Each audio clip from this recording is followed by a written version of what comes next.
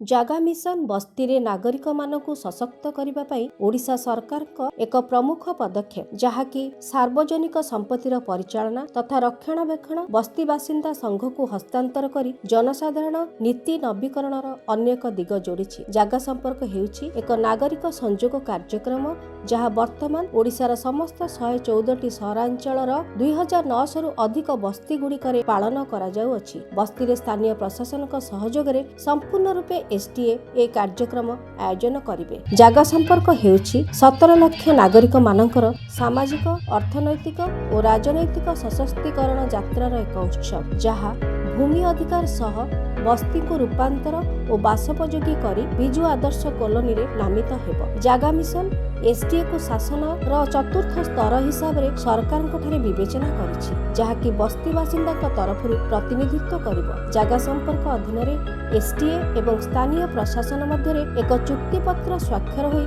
ଏକ ଆନୁଷ୍ଠାନିକ ସମ୍ପର୍କ ସ୍ଥାପନ ହେବ। ବସ୍ତି ବା ବିଜୁ ଆଦର୍ଶ କଲୋନୀରେ ଥିବା ରାସ୍ତା, ଡ୍ରେନ୍, ପରିଚୟ ଗୃହ, ଶିଶୁ ଖେଳ ଉପକରଣ ତଥା ସାର୍ବଜନିକ ସମ୍ପତ୍ତି ପରିଚାଳନା ଏବଂ ସଂରକ୍ଷଣ କରିବେ। ଏହି ଉତ୍ସବରେ ଏସ୍ଟିଏକୁ ଏସ୍ଟିଏ ରେଜିଷ୍ଟର ଦିଆଯାଇଛି, ଯେଉଁଥିରେ ସଭାର ସାରାଂଶ, ରିଜୋଲ୍ୟୁସନ ଏବଂ ବସ୍ତି ସମ୍ପତ୍ତି ଓ କାର୍ଯ୍ୟକ୍ରମର ହିସାବ ରଖିବେ।